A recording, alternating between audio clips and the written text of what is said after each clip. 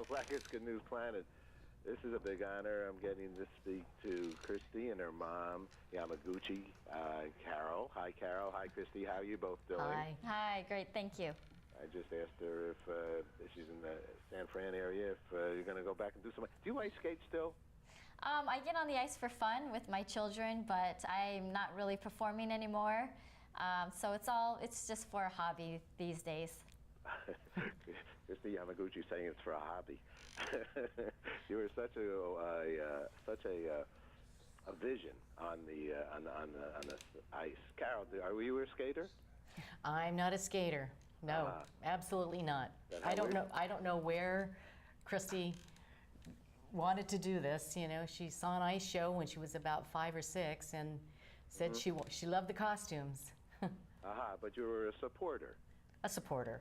All right, and I think to this level that your daughter got, I'm sure you can't get to that level unless you have support from friends and family, right? Right.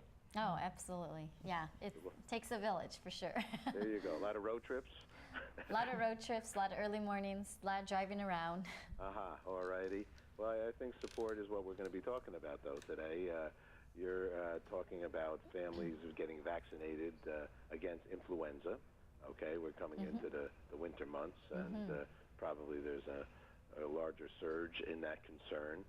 And I actually, unfortunately, had a little bacterial influenza just a couple weeks ago, and I was down for a week and a half. Is the longest in my entire life, and so this is not something. And I do get vaccinated, but this is very serious stuff. So what are some of the thoughts here now? Well, you're absolutely right. It is very serious, and like you said, it can put you down for a couple of weeks. No one wants to miss work or school because of flu, and you don't want serious complications that could arise from the flu. You know, being a mom, I want to protect my children and keep them as healthy as possible, so I definitely make sure I get them immunized every year, as well as myself and my husband and everyone that has close contact with them. Okay. And so it's a regular routine. It is. It's just part of our everyday, our annual routine, and we know we have to get it, and that hopefully it's helping us avoid some of those complications. Carole, how did you get involved? Well, as a mother, I always made sure my children were always vaccinated. And now as a grandmother and someone over 65, just want to encourage all older adults to remember to get your flu vaccine, because this is a serious virus and it can be prevented. But we have options as seniors, and you should check with your healthcare provider to see what option is best for yourself.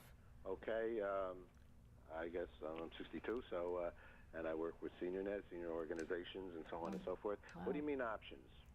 Well, as a senior, I think we get a double dose.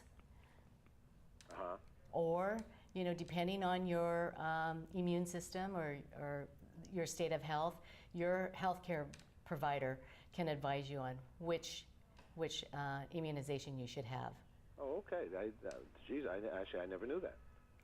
So the American Lung Associations, are they involved with this outreach and this campaign? There's something you said. What is the website? It's called Faces of Influenza? Yes, facesofinfluenza.org, and it can answer a lot of questions you have about influenza and CDC recommendations, as well as you know, other information you might want to know about the flu. But yes, it is a serious respiratory illness, and you know, I think we want to encourage and raise awareness on how important vaccination really is. So I'm looking at the website, and there seems a lot of testimonials and people who are speaking about the. Anyone can get the flu, it says here. Combined, this was the one I guess I started to worry about, was pneumonia. I think they're connected, right? I mean, because you're down for so long that possibly it can go that way. Right, and the influenza is a respiratory virus, right, and can lead to complications, hospitalization, and we've had unfortunately deaths from the flu. Right. It says myths and facts to watch the latest Faces Influenza. Some of the symptoms here include fever, usually high. Right. Everybody should have a thermometer in their house. Oh, shouldn't they? absolutely. Yes, for sure. And know how to read it.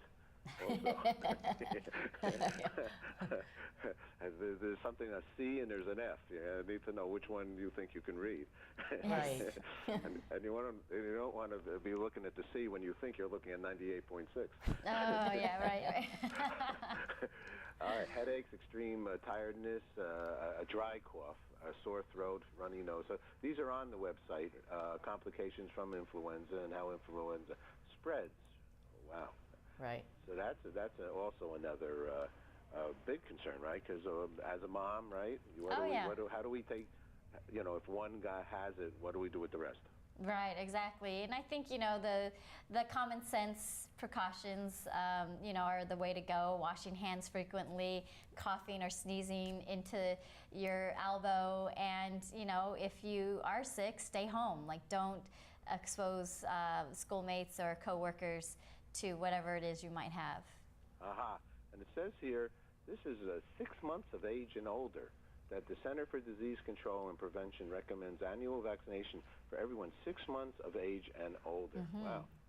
Yes, so basically we're all faces of influenza and are recommended to be vaccinated. So, yeah, it's spreading the word out there, hopefully.